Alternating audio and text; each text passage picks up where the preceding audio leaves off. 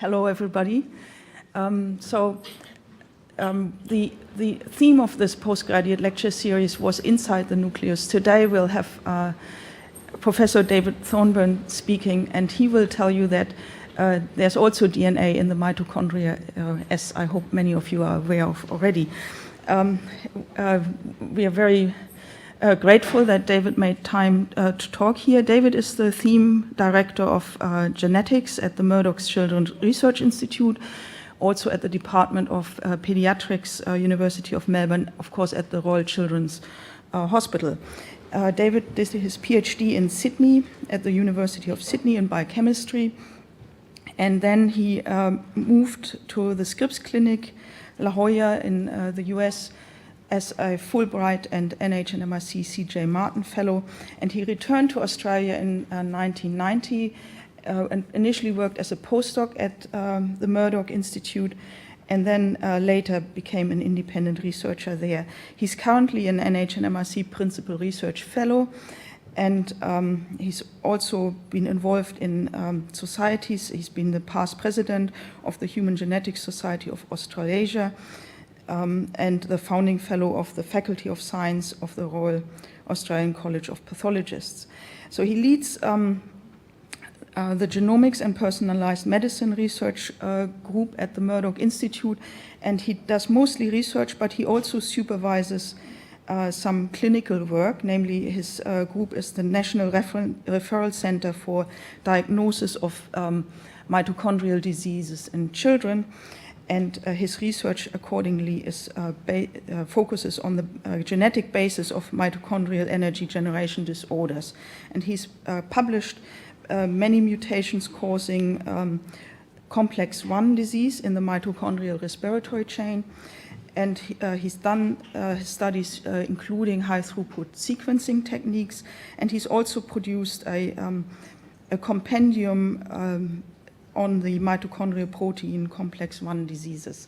So without taking further time, thank you very much, David, for coming.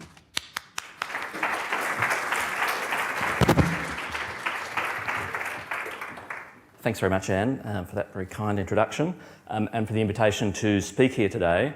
So I knew that the theme was Inside the Nucleus, and I will get back to Inside the Nucleus.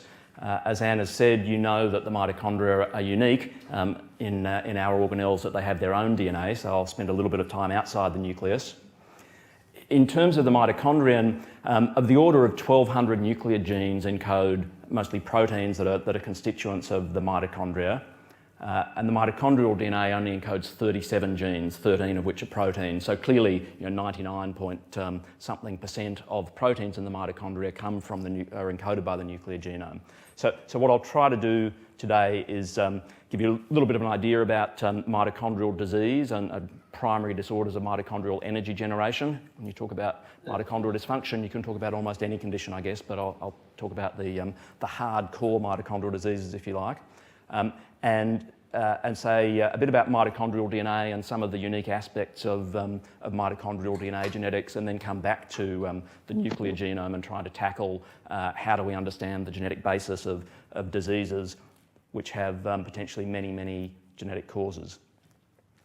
So the simple first picture just shows the typical cartoon of a cell, and typically we think of the genes being in the nucleus, but of course there's mitochondrial DNA as well in the mitochondria. Oops, I'll get this right eventually.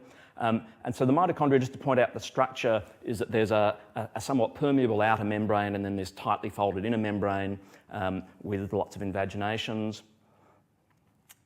And basically the area I'm going to focus on today is the primary generation of energy from mitochondria burning sugars, fats and proteins with oxygen to convert food energy into a form of energy that the cell can use, namely ATP. And to give you an idea of how much energy do we need, so I'm really not going to go into any detail on roles of mitochondria in apoptosis or cancer or any other areas. I'm going to focus on energy generation. And in about 10 years ago, Peter Rich published this nice paper in Nature giving an idea of what is our basic power requirement. And so at rest, we need to generate about the same amount of energy as a bright light globe, about 100 kilocalories per hour or 116 watts. To do that, we're consuming about 400 litres of oxygen every day to burn the fuels. And we're turning over 65 kilograms of ATP, so our own body weight in ATP. Now that's not de novo synthesis, that's basically just knocking off a phosphate and putting it back on again, but it gives an idea of the sort of flux of energy generation that we're turning over our own body weight. And I think I did a calculation a few years ago that if you had to go out to the chemist and buy that, that would be about a $3 million a day habit.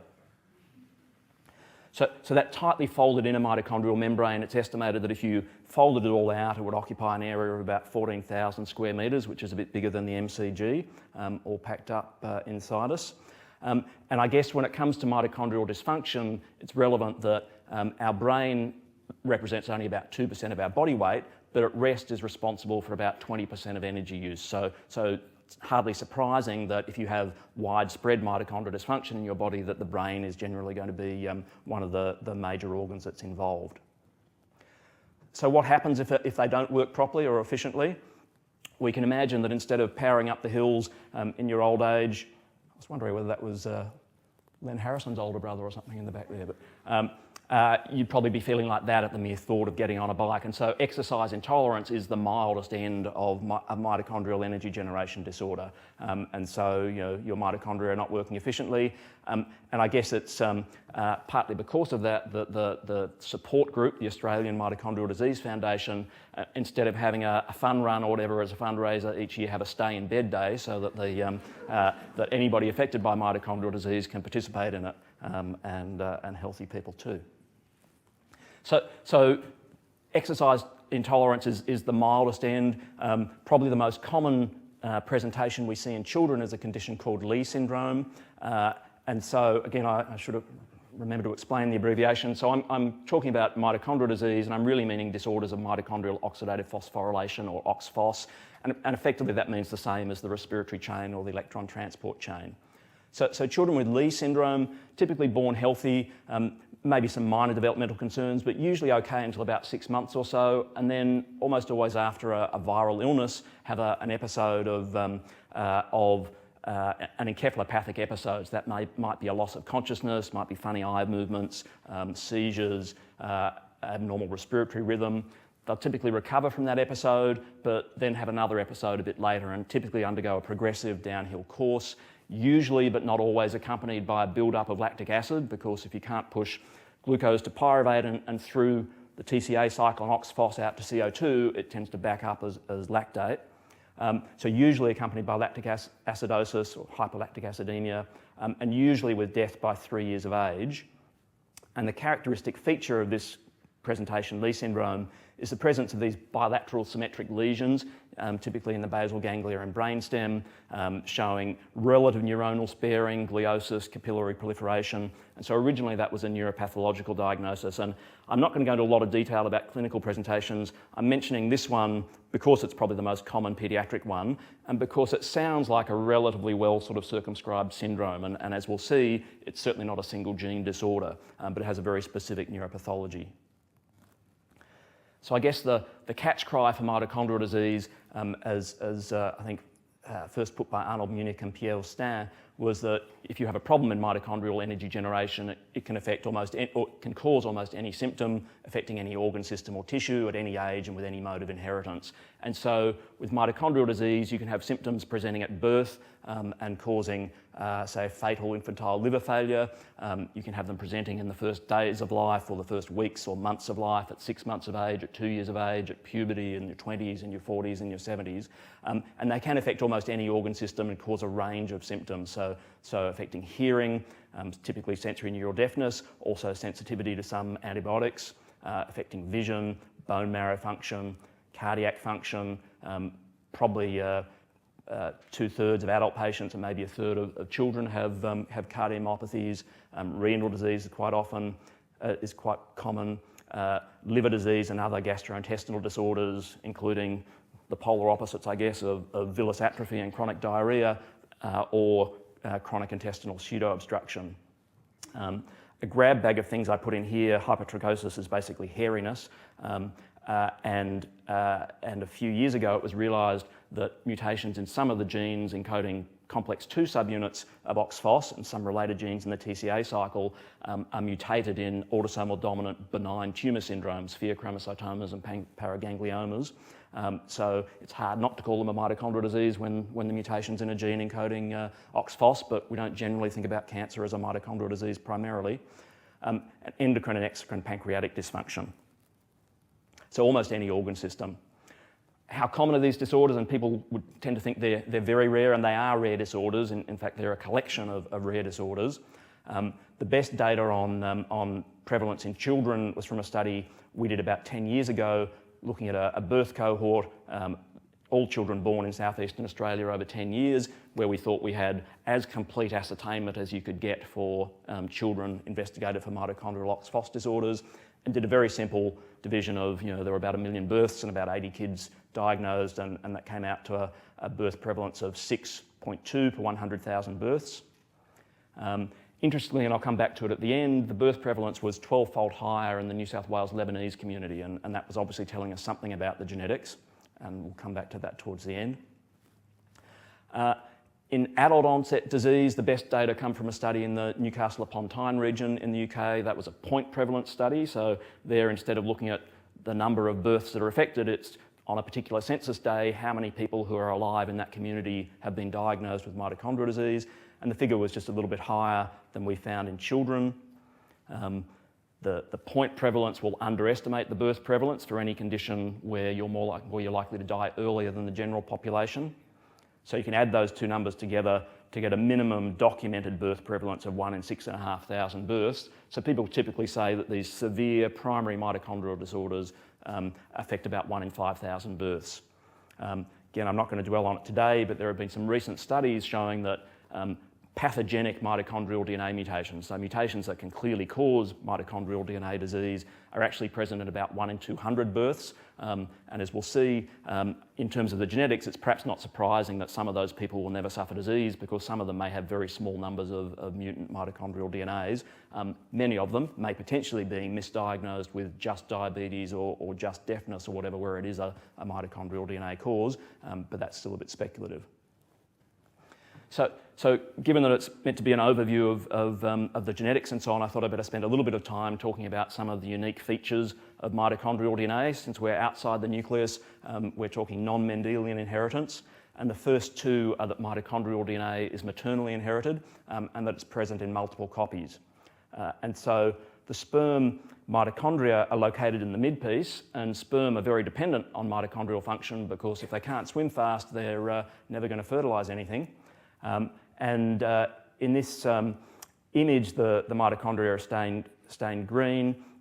You can't really see them in the egg, but it turns out that in the sperm there's about 50 copies of the mitochondrial DNA, and they're dwarfed by the 200,000 copies in the mature human oocyte. So mitochondrial DNA is 16,500 base pairs, multiply that by 200,000 and you get about 3 billion base pairs is the total amount of DNA in the mature egg, so that's the same amount as a haploid genome. So half the DNA in a mature human egg is mitochondrial DNA. And so paternal mitochondrial DNA is vastly outnumbered. It also appears that the sperm mitochondria are tagged with ubiquitin and targeted for destruction. So there has been one documented instance of paternal inheritance of mitochondrial DNA disease in humans, and that seems to be the exception that proves the rule because it's been very closely looked for after that. And so in medical genetic terms, we can stick with the idea that mitochondrial DNA is maternally inherited. So perhaps the easiest way to show that is if you were to look at the maternal line of my daughter Emma and compare her mitochondrial DNA to her mother or grandmother or great-great-great-great-great-great-grandmother, you'd expect to see that the mitochondrial DNA genes were identical, whereas we're only passing on half of our autosomal alleles to each child, so she's only inherited 1/256th of the nuclear gene alleles of that ancestor. And if you're a science nerd, you might send off your daughter's DNA to National Geographic or these days maybe to Steve Wilcox, who I think's doing that in-house, to look at mitochondrial DNA haplogroups. And you'd find that Emma belongs to haplogroup K, which is thought to have arrived about 16,000 years before present in Northern Europe. And prior to that, that's a kind of a subgroup formed from haplogroup U that was thought to have arrived about 40,000 years before present in South Central Asia. I have to confess, that, I mean, you might be worried that I'm sending off DNA on a minor. In fact, Lieutenant Thorburn just graduated 3 weeks ago as a Navy dentist, so the slide's a little bit out of date. I keep threatening to update it, but my wife and grandmother just like it as it is for some reason. So I'm not allowed to update it. So in terms of multiple copies of the mitochondrial DNA, in this image of fibroblasts stained with mitotracker red to visualise the mitochondria and pico green for double-stranded DNA, you can see all these green spots lighting up in the mitochondria. They're actually probably not just single mitochondrial DNAs, but nucleoids, multiple mitochondrial DNA genomes and proteins that are kind of transcription factories in the mitochondria.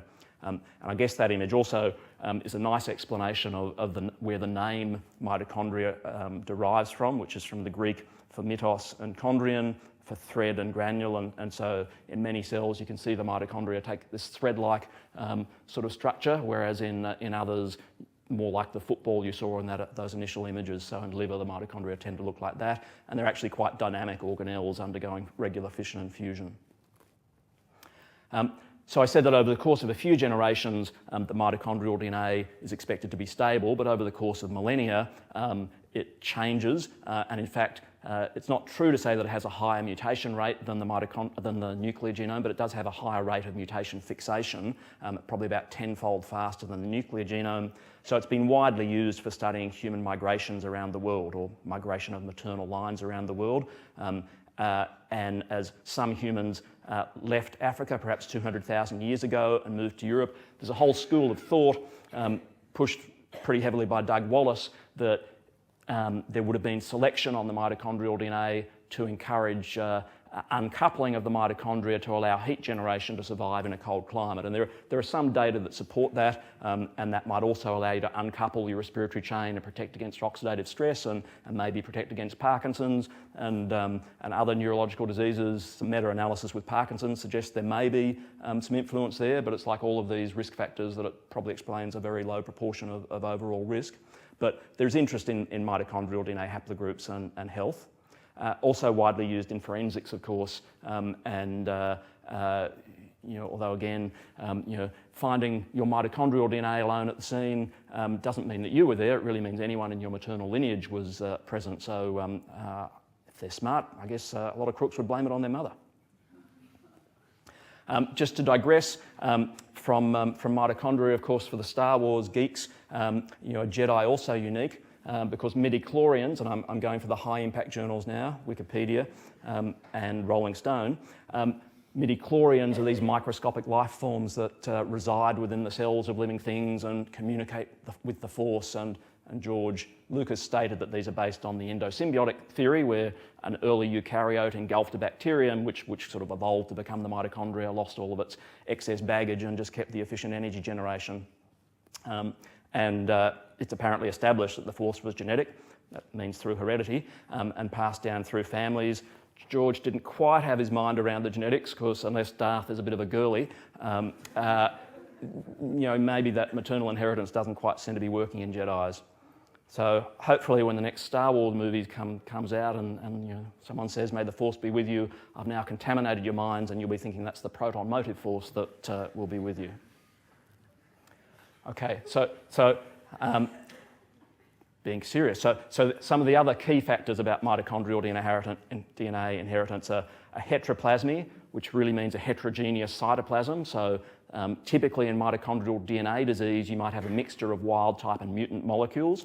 And following on from that, the threshold effect is the idea that you can probably tolerate a certain level of mutant mitochondrial DNA. So if there's 5% or 10% or 20%, it's probably not going to be a problem as long as you've got all the wild type molecules there. But at somewhere as that mutant load would increase, you'd hit a threshold where the cell can no longer keep up with energy generation. The other concept is the mitochondrial DNA bottleneck, where it appears that early in oogenesis, probably in the primordial germ cells, there aren't 200,000 copies of the mitochondrial DNA present. There appear to be perhaps 40 or so copies in mouse, and in humans it appears that the bottleneck may be even smaller, perhaps not numerically, but in some selective manner, that you're going down to a bottleneck of a few genomes that are sort of chosen to be the template for replication of mitochondrial DNA in that oocyte that develops from that cell. So that means that when you go through a bottleneck, you can get big changes. So what we see in families with mitochondrial DNA disease, as demonstrated in this sort of pedigree, is that you can see that siblings may have vastly different amounts of mutant mitochondrial DNA. So this sort of pedigree illustrates those three features of heteroplasmy, the bottleneck and the threshold. The proband here has neuropathy, ataxia, and retinitis pigmentosa, has about 80% of a particular mitochondrial DNA mutation. And for this mutation, if you have more than, or if you have in that sort of 70 to 80% range, you're probably going to develop this syndrome, NARP. If you have 85, 90%, you're probably going to develop Lee syndrome, much higher, and you might just die at birth and not be ascertained. And you'll see his three sisters here. One has 60%, so a substantial amount of mutant mitochondrial DNA, but it's healthy. Two other siblings with low amounts of 7 and 5%. The mother here had 11%, at least in her blood, and the grandmother had undetectable mutant mitochondrial DNA in the blood. So you can see these rapid changes, which are the bottleneck, the dependence on mutant load in developing symptoms, which is the threshold effect. So one area that's got a little bit of airplay recently is reproductive options to prevent mitochondrial DNA disease. And again, I'm not really going to have time to talk about treatment today, but that's basically because our treatment for mitochondrial diseases is really very ineffective.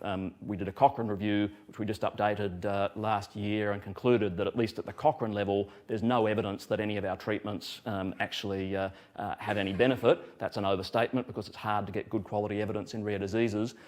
But treatment is poor, and so a lot of the emphasis in these diseases has been being able to offer families reproductive options to have an unaffected child in the next pregnancy.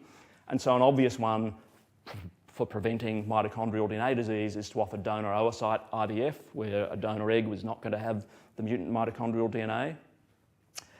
In some cases, you can perform chorionic villus sampling or amniocentesis to do prenatal diagnosis of mitochondrial DNA disease. And in fact, in that previous pedigree for the two sisters with low mutant loads, we were able to offer them prenatal diagnosis. There's a number of limitations, particularly about the risk of having a pregnancy where the mutant load is going to be very hard to interpret, not clearly affected or unaffected. And it's really only suitable for women who are thought to have a low risk of having an unaffected child, such as siblings like that. You can go a little bit more high-tech with IVF and do pre-implantation genetic diagnosis, so growing cells up to the 8-cell stage, or these days often to the blastocyst stage, punching a hole in the zona pellucida, taking out a couple of cells and testing them, and I'll show you an example that we've been involved with that. And then the areas that have been a lot more controversial are the areas of if you like, germline genetic manipulation, so cytoplasmic transfers not really likely to be useful for preventing mitochondrial DNA disease. It got a bit of headlines a decade or so ago when a group in New Jersey were using it to try to improve outcomes of recurrent pre-implantation failure. So transferring some cytoplasm from the egg of a young woman into the oocyte of an older woman who'd undergone recurrent implantation failure. And then in the last few years, there's been a steady stream of articles about the idea of nuclear transfer, and I'll talk about that. Actually, I've got it coming up, I think, because it really hit the headlines in 2009 when Mitalipov's group in Oregon generated some macaques via nuclear transfer, where they basically took the what's called the spindle chromosomal complex from an unfertilized egg, effectively trying to get it free of contaminating mitochondrial DNA, and put it into an enucleated egg from another macaque, sort of injected it into the perivitelline space, fused it, and then fertilised the egg and generated healthy monkeys, and then subsequently experiments done in human embryos showing that nuclear transfer, either in the unfertilised, in the gametes, or in the one-cell embryo, can be used as a potential method to prevent transmission of mitochondrial DNA disease. I need to keep a bit of an eye on time. So just as a demonstration of prenatal diagnosis and pre-implantation genetic diagnosis, here's a family with the same mutation that I mentioned previously. Mother had a mutant load of 35% and had a child with a mutant load of 95%, who presented at 4 months with severe failure to thrive, lethargy, hypotonia, developmental delay, high levels of lactate, underwent a progressive course, dying at 26 months. The parents were counselled about reproductive options and chose to have prenatal diagnosis. Unfortunately, the chorionic villus had a very high mutant load, and it's pretty accepted in the field that, that this was a reasonable case to offer prenatal diagnosis in, and that pregnancy would be almost certainly affected. Pregnancy was terminated. They then went away and weren't going to have any more children, but turned up pregnant, and so prenatal diagnosis was done again with the same result. So clearly in this situation, prenatal diagnosis was pretty ineffective and resulted in 2 pregnancy terminations. But in a woman with much lower mutant loads, it has a much higher likelihood of having an unaffected outcome. So this family then went on to pre-implantation genetic diagnosis, and I've just summed the numbers. With PGD, you end up with some embryos and some unfertilised eggs that haven't been fertilised successfully. And in this case, in the first round of PGD, there were 8 embryos or eggs with very high mutant loads, 3 with moderate mutant loads and 1 quite low. So again, this is showing that bottleneck effect. One of these was implanted but didn't result in a successful pregnancy. In a second cycle, again, 4 embryos or eggs with very high mutant loads, 1 embryo and 1 egg with very low mutant loads. The embryo was implanted. So the individual blastomeres had 2.5% mutant load in each. And 9 months later, child was born, 6 regions of placenta and cord blood showed very low mutant loads, and so the child's healthy. And again, in the field, PGD is regarded as a good option for some of these cases. Underwent another cycle, and all 17 eggs and embryos had very high mutant loads that were unsuitable. So Sharon Stockmeyer and Leander Wilton from Melbourne IVF were the ones who did this work. And I guess out of these sort of attempts to provide families with healthy children, sometimes you find some interesting biology. And if you did a cumulative probability distribution of the mutant loads here, so here's individual eggs or embryos with very low mutant loads going up to the high mutant loads in the black, and this analysis was done by David Samuels from Vanderbilt. Out of these, all the eggs and embryos analysed, plotted that distribution and plotted what would be predicted from neutral drift theory, where there's a relatively even distribution predicted until it fixates on 100% mutant load. And what we noticed was that there seemed to be a relative absence of eggs or embryos with mutant loads in the middle, and a build-up at higher levels, but without fixating on 100%. So this really suggested that maybe those cells in the middle range have been pushed up to very high mutant loads, suggesting that for this mutation, perhaps there's a replicative advantage, and we think that is the case for this particular mutation that undergoes positive selection, whereas for most mitochondrial DNA mutations, that doesn't seem to be the case. So the other area that's, as I said, that's hit the news is this idea of pronuclear transfer in one-cell embryos. So again, a fertilised egg, removing the nucleus from the egg obtained from the parents, generating a fertilised egg from a donor, so that putting the nuclear DNA here into a healthy mitochondrial DNA background. And so this is, as I said, there's been experiments done to show that it was successful in monkeys, studies done on human embryos. It's created quite a lot of controversy. It was in the news again just a couple of weeks ago. Controversy around the issue that are these 3-parent babies. Is it germline genetic manipulation because we're taking DNA, mitochondrial DNA from, or taking the nucleus from one cell and putting it into another? Is there potential for safety problems? Could there be potentials like incompatibility of mitochondrial DNAs from some backgrounds with nuclear DNAs? And so there's a number of issues around this. The UK government has just announced that they are drafting legislation to push this forward. There'll be another round of public comment. It's generally thought that the safety issues are theoretical and probably quite low, probably of the order of your background risk of having a child with a genetic condition.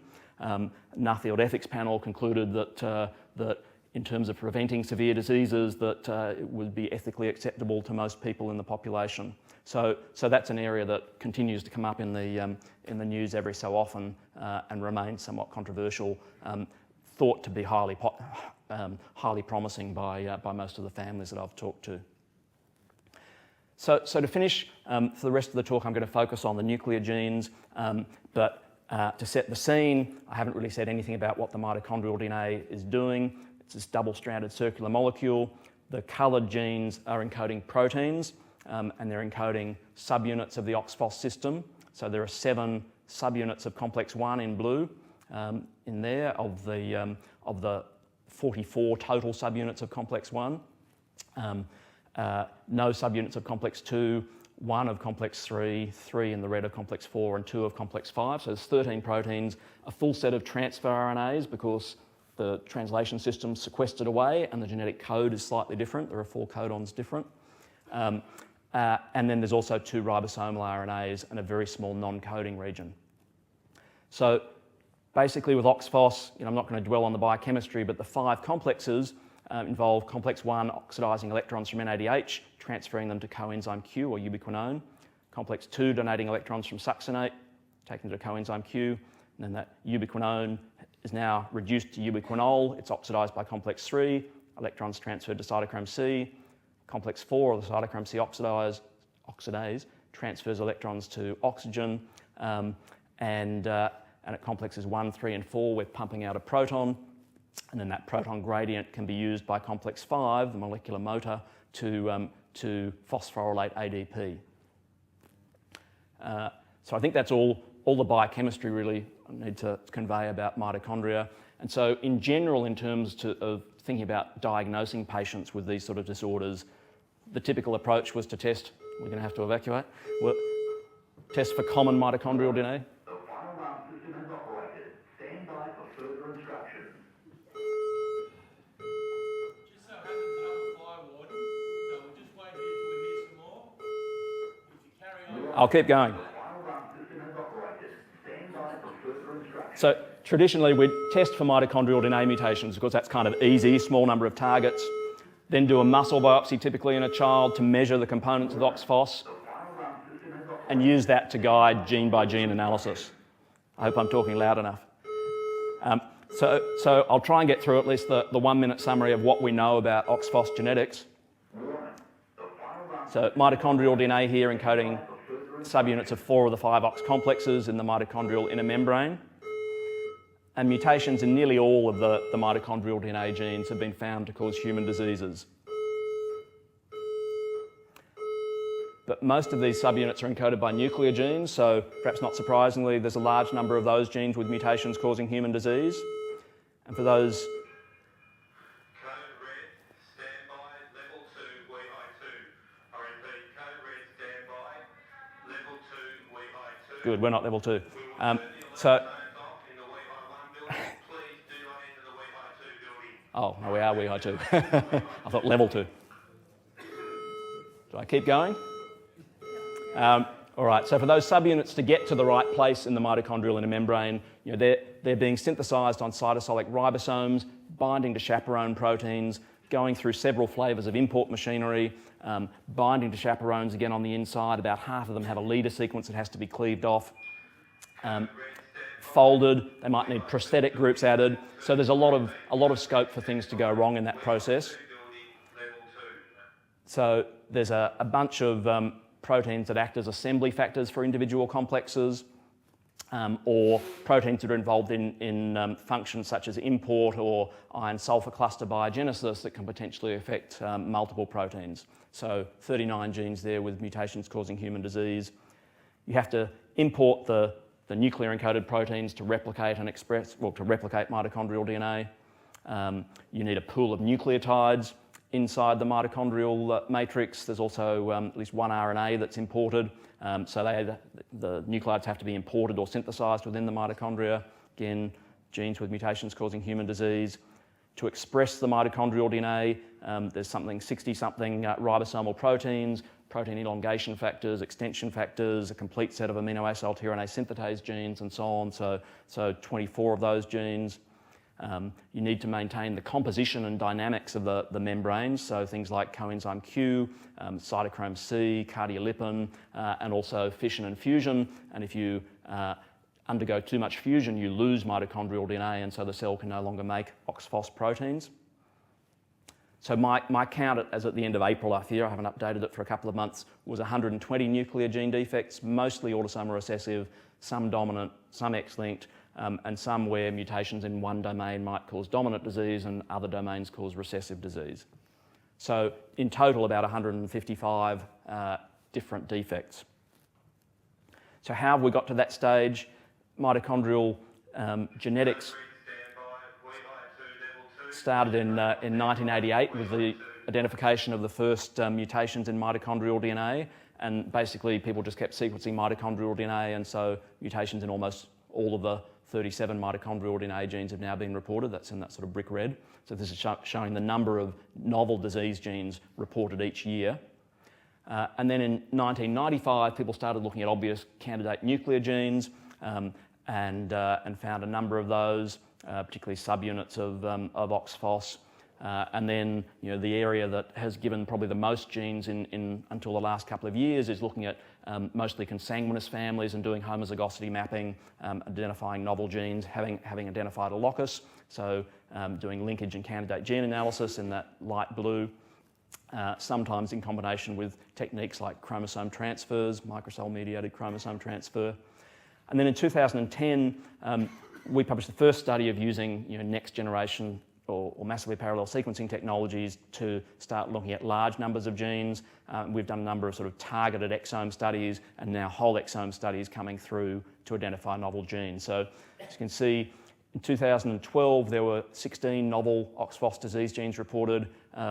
This was only till April, so it's probably going to be that or more this year. And I guess we're expecting that in the next 2 or 3 years, we'll add at least another 50 disease genes and hopefully then have the vast majority of genes in which mutations cause OXPHOS disease. So that's great for families in being able to give a diagnosis, put an end to their diagnostic odyssey, perhaps offer reproductive options.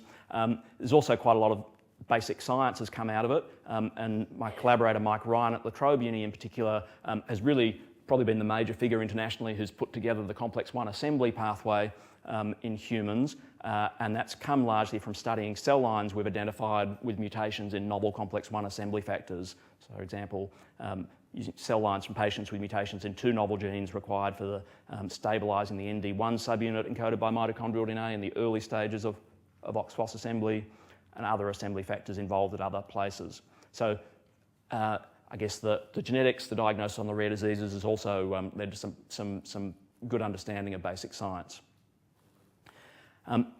That's that list of the genes again, and I've shown it just to emphasise that condition, Lee syndrome, with a very specific neuropathology, can be caused by mutations in over 40 different genes, mostly autosomal recessive, some mitochondrial DNA, some X-linked. So a diagnosis like Lee syndrome means nothing in terms of the likelihood of the family having another affected child. Very important to get a genetic diagnosis.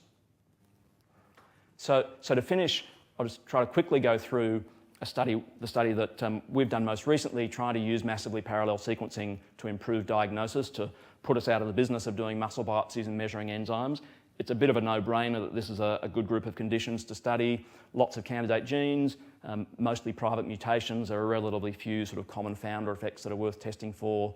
Genotype-phenotype correlations often poor, as in Lee syndrome, so it's often not the case that you go to just one specific gene. And also, largely my collaborator, Vamsi Mutha, was responsible for pulling together the so-called Mitochondrial list, or compendium of mitochondrial proteins. And this was generated by large-scale mass spec on 14 different mouse tissues, and in quite a clever way, looking at crude mitochondria and purified mitochondria to try to work out what were true mitochondrial proteins and get rid of contaminants. And then collating that information with a whole range of computational approaches, looking at domains or tissue expression of genes encoding proteins in comparison to known mitochondrial proteins, collating it with literature review and also some large-scale GFP tagging, and that in 2008 came up with the Mitochondrial list of about 1,100 genes in mouse.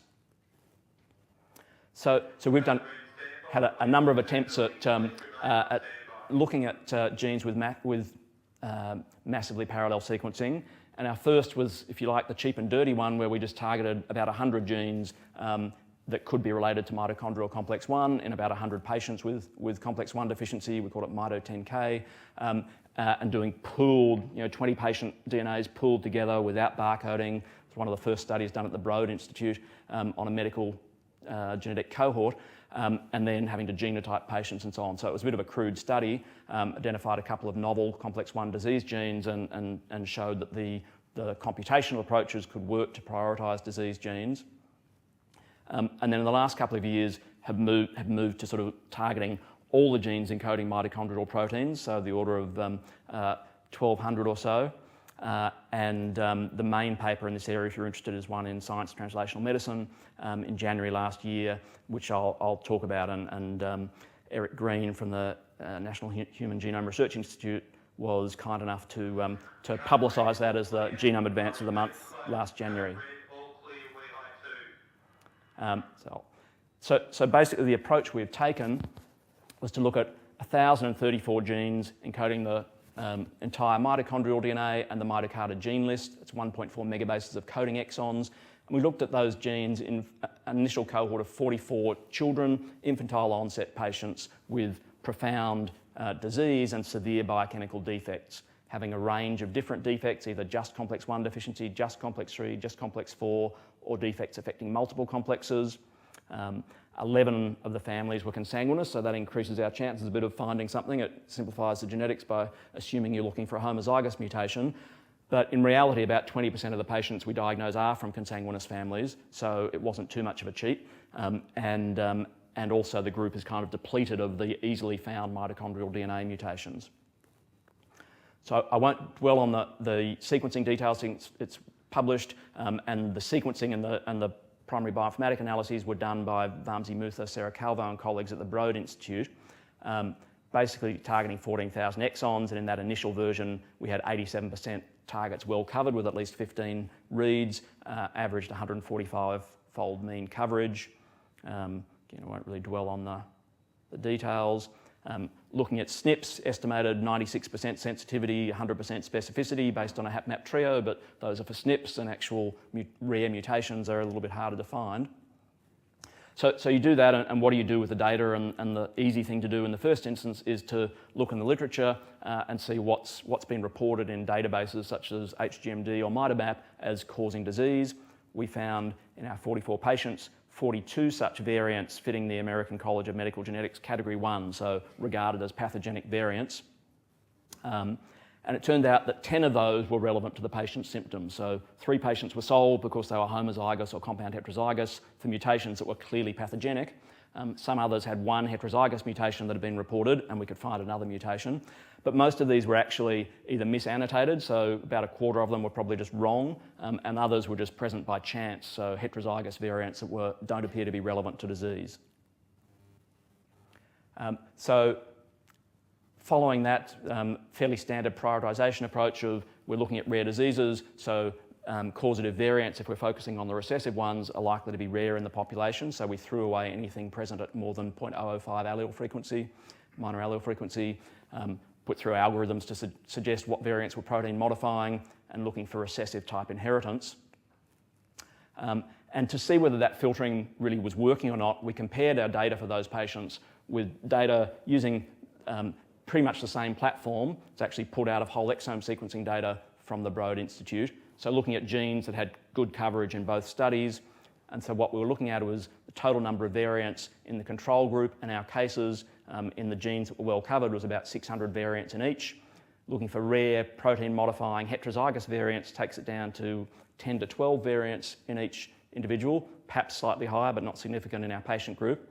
And then if you look at the rare protein modifying recessive type variants, so homozygous or 2 heterozygous, now you see a 6-fold enrichment, suggesting that the filtering strategy is enriching for true disease causing variants. So that's looking at the variants. If you look at the number of individuals that we prioritise with having a likely pathogenic gene, so again it's about a 6-fold enrichment for all of the genes. If you look at just ones that have been linked to disease previously, it's a 24-fold enrichment, so that suggests quite good specificity for prioritising known disease genes. And also we saw enrichment in the remaining candidate disease genes, telling us that there are lots of genes in there which are going to be true causative novel genes. So to quickly go through the outcomes, looking at patients with variants in known disease genes, there were 11 patients with mutations in genes that had previously been linked to disease, including one large-scale mitochondrial DNA deletion. And so, their bioinformatic predictions, they, I shouldn't say they don't mean anything, but they don't prove causation. And so we looked at those by attempting to validate by segregation in the family, DNA, RNA or protein analyses as appropriate to try to establish causation. One of them was clearly a false positive, and the others were all validated. And again, for the mitochondrial DNA, we picked up the deletion by mapping it back to a de novo assembly of mitochondrial DNA, very high copy number, averaging about 40 or 50,000 in this individual across the mitochondrial DNA until this region that was deleted and going back up. So it's a bit simpler looking for mitochondrial DNA mutations in these data than it is for deletions in nuclear genes. So really the more interesting group of patients, I guess, are ones where we have mutations in candidate disease genes. So 18 patients had mutations in 16 different candidate genes. So how do you go about proving causation there? There's a number of approaches.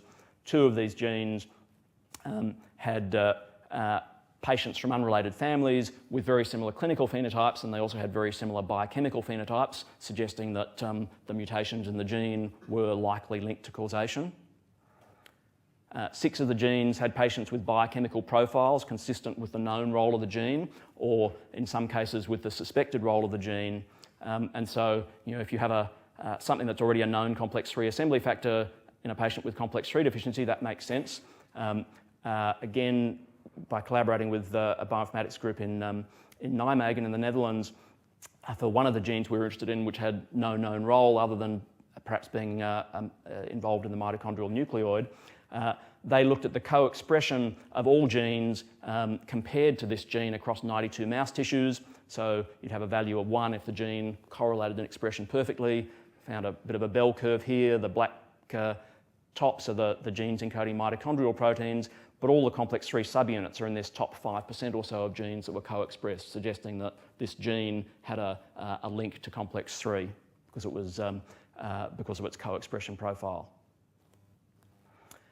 For 4 genes, we could prove causation by, we had fibroblasts with an enzyme defect. We put in a wild-type copy of the gene in a lentiviral vector, originally from John Silk, and showed that we could rescue the activity of the enzyme defect. So again, as an example here, this is just a Western blot, not for the gene that we've put in. This is a patient or 2 patients with complex 3 deficiency, and we're doing Western blotting for a subunit that basically falls apart if complex 3 isn't assembled. And so you can see in control cell lines, if we add lentivirus, it doesn't do much to the amount. In this patient, there's a very low amount of the subunit and it's restored by the lentivirus, whereas if we have a patient with a different cause of complex 3 deficiency, that protein is not restored by the lentivirus, so that's specific rescue of the complex 3 assembly. Subsequently, 4 genes have had additional patients reported in the literature with similar profiles and so on, so adding weight to causation. And there's one of the genes where we've done expression studies with collaborators, generating mutant and wild type proteins and looking at kinetics and generating yeast knockouts. And so out of that total group, we could also eliminate 2 of the genes because we found other causes in those patients. And so in summary, for that study, we had 10 diagnoses in known disease genes and 10 diagnoses in 8 different novel disease genes. And it's kind of interesting with this approach, each of them turned out to be in a different pathway, if you like. Subunits of different complexes involved in initiation of translation, so maintaining the pool of formal methional tRNA versus methional tRNA, involved in elongation, a membrane lipid kinase, iron sulfur metabolism, and novel assembly factors. So 8 new genes out of 44 patients was a pretty high hit rate. And then finally, about 40% had no prioritised genes. So where are the missing ones? Clearly, some of these would have been missed for technical reasons. Some perhaps were detected, but we've thrown them away in our bioinformatic analysis. And in this example, we're not doing trios, so we're not going to pick up de novo dominants or variants that are more common than our cutoff. Clearly, we're only looking at exons of 1,000 genes, and there are going to be other regions, regulatory regions, and other genes that we're not targeting. But it's also likely, we think, that many of these, or some of these, are not going to be just simple single gene disorders as we'd assumed. So I'll give you a quick example and then I'll finish of an example of a non-targeted gene that we missed with this approach. 8 patients from 6 families that we'd studied with complex 4 deficiency and Lee syndrome. All were of Lebanese ancestry. 4 were known to be consanguineous, but each family wasn't known to be related to the others. We didn't find any prioritised gene in our mitoexome study, but in collaboration with Melanie Barlow's group, by looking at SNPs and linkage analysis, could generate a very clear linkage peak on chromosome 19. And it's a bit of a long story, but at the time we chose to capture the region rather than doing whole exome sequencing, and that identified 1,000-odd variants in the candidate region in the patients, and really focused down very quickly on a variant that was causing a change of methionine 1, so that it was no longer going to be the initiation methionine. We screened Lebanese controls meaning patients who'd been referred to us in whom we didn't have a genetic diagnosis, found an additional 2 homozygotes, both with complex 4 deficiency and Lee syndrome. And pretty much coincidentally, this gene was suddenly renamed because our Dutch competitors, identified this in a similar study as a novel complex 4 assembly factor based on evolutionary linkages. And we could confirm that this was the correct gene by lentiviral rescue. Melanie's group could estimate that by looking at the ancestral haplotype that was shared, the size of the region around the gene in the different families, that it had most likely occurred at least 43 generations ago, implying it was about 860 years old, with a 95% confidence interval shown. And that made sense because the patients were not known to be related to each other when we looked at where they were from in Lebanon, mostly from the Tripoli region, but some out in the mountains, some down south. I think 5 were Maronite Catholics, 2 were Muslim, 1 were Orthodox Christians, so it's clearly an ancient founder effect that has had time to spread around in geography and ethnicity and geography and religion. And the reason that this wasn't included in our initial study was that it's quite a small protein, only 9.1 kilodaltons, and at the time the proteomics was done, they didn't annotate peptides from any proteins less than 10,000 molecular weight because they were thought to be probably not likely to be real proteins. So the peptides were there, and there's a number of other probable proteins that are missed in this sort of approach, but they just weren't annotated as mitochondrial proteins. So I'll skip over that because I've run out of time. The high incidence in the Lebanese community is not due to a single founder effect like this one. We've got 16 different OXPHOS defects in that group now, and estimate that about 1 in 5 people are carriers for a recessive defect. But in the general community, probably about 1 in 5 people are also carriers for an autosomal recessive OXPHOS defect. It's just that when there's a high degree of consanguinity, you're more likely to have children with someone who's related to you. So what I've tried to cover was the general overview. OXPHOS disorders comprise over 150 different single gene defects with a birth prevalence of about 1 in 5,000. Around about half are caused by mitochondrial DNA mutations. A lot of effort has gone into trying to provide families with reproductive options. Nuclear transfer is still a little bit on the fringe, but it is very likely to go into clinical practice in the UK and the US in coming years. And if the first few years show no substantial safety effects, then I assume that will then follow in Australia and other jurisdictions. The study we performed on 44 OXPHOS patients found as many patients with mutations in novel disease genes as known disease genes, showing that we still have quite a bit to do to nail down all the genetic causes. And we estimate at the moment that these sort of approaches could give a diagnosis in at least 50%, depending on the tightness of the diagnosis, perhaps up to 70 or 80% of kids with conditions like Lee syndrome with a biochemical defect. In terms of that gene hunting approach, I think this message is well understood here, but the bioinformatic approaches clearly identify false positives. About a quarter of the variants in databases that are regarded as pathogenic are wrong, and you hit a lot of heterozygous variants by chance, so it's important to validate any of the findings in these sort of studies. And to do that, really to improve the approach, you need knowledge of the genetic architecture of the condition, so identifying what genes are involved, better control data, which is coming, expanded catalogues of validated pathogenic mutations, which are starting to come, And really one of the bottlenecks now is going to be, we've got all these predictions and what are the fastest methods that we can use in clinical practice to confirm and validate pathogenicity, particularly in novel disease genes. I mentioned before that I wasn't going to have time to talk about it, but our treatments are largely symptomatic. There's a lot of research going on different approaches, but really in a fairly sorry state at the moment for treating mitochondrial diseases. So the main people in my group that contributed to the work I've described are Alison Compton, who's a senior postdoc, and two former PhD students, Eleanor Tucker and Shurchern Lim. Vamsi Mutha and Sarah Calvo's group at the Broad Institute and Mass Gen Hospital really ran all the next-gen sequencing and bioinformatic analyses, and Melanie's group helped us with the analysis of that Lebanese family that we'd missed on the mitoexome study, a number of other collaborators and grants. So thanks very much for your attention.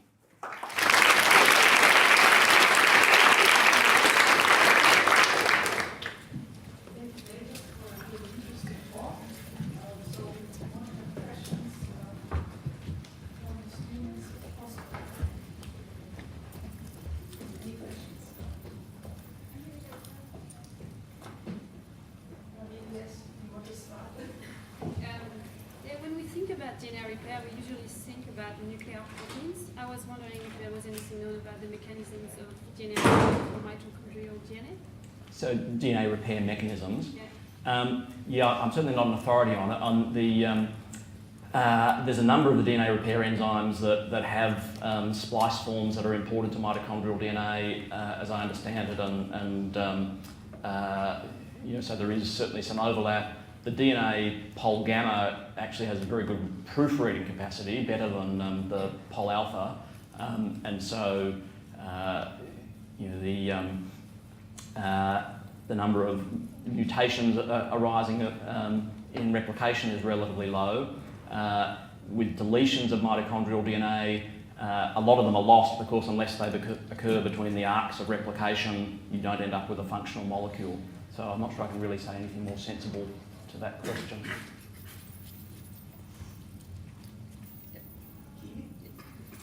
You talked about one woman who had a child who had the woman herself had a low percentage, so 13, but her 3 children, one that was born and 2 that were aborted, had very high percentages. Do you have any ideas on the mechanism of that? It just seems very interesting that she would have 3 children. In general, we've tended to assume that the mitochondrial DNA mutations that we see in the population typically don't seem to see a lot of positive or negative selection. I mean, we did studies and in collaboration with others years ago trying to look at mother-child loads and on there wasn't a statistically significant difference from average, although this particular mutation was leaning towards positive selection. It's clear now from mouse studies with sort of mutator mouse that there is selection against some mitochondrial DNA mutations, and probably the ones that we see causing disease are ones that are not the most severe mutations, but that can tolerate, that can get through the selection mechanism. For most mitochondrial DNA mutations, you'd expect that they're going to act by causing a problem in generating the membrane potential, I guess the most likely means for selecting mitochondria is the PARK and PINK1 mediated system that has sort of been discussed a lot in causing some monogenic Parkinson's cases where they're involved in mitochondrial quality control, and it appears that when the membrane potential decreases, you get PINK1 stall and Parkin binding and basically phagocytosis, lysosomal degradation of that organelle. This particular mutation we're talking about is interesting because it's actually blocking the proton channel of complex 5 and causes an increase in the membrane potential, and so we hypothesise that it's perhaps slipping through that selection mechanism in early oogenesis better than wild-type DNA, at least up to 95% mutant levels before you're having a major impact on the amount of ATP they need to survive. So we think it's kind of a unique mutation in that context. It's one of the most common in children, but there does seem to be a rationale for why that might be selected for. So I might ask a question. So in that same family, you had a same genetic distribution among children from 5% mutated to 79% mutated Yep. DNA mitochondria. So that's, if you think in terms of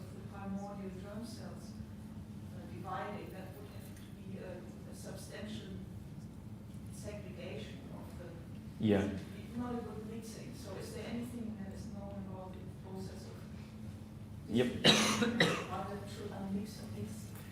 Yeah, so it appears that so there's a numerical bottleneck to some degree, that in the primordial germ cell in mouse there's probably only about 30 to 40 copies of the mitochondrial DNA, and many years ago Eric Shoebridge did studies, counting those and looking at what stage in oogenesis did these rapid changes happen, and it appeared that in the primordial germ cell you couldn't see those changes, or at least in any stages before the primordial germ cell you couldn't see that, and then you got a large variance in all the derivatives of that.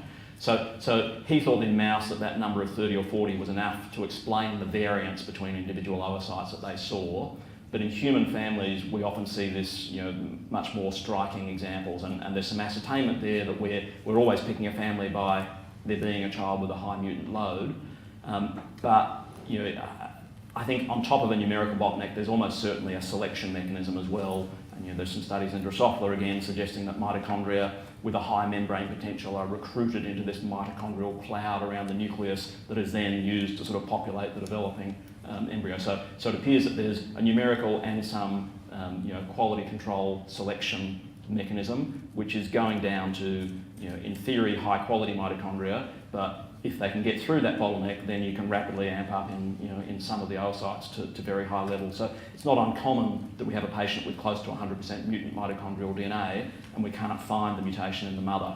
That's part, with mitochondrial DNA, one tissue isn't necessarily the same as another, so blood can select out some mutations. Turns out that urine is a better source for testing for mitochondrial DNA mutations than blood, because the number of the mutations seem to be retained in the urinary epithelium that are lost in blood.